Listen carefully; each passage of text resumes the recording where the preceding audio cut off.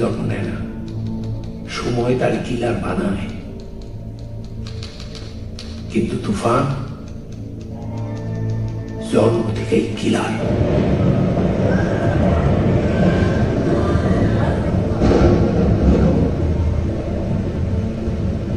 রাক্ষস জন্ম দিছে, জন্মের সময় মায়েরা খাইয়া ফেলছে।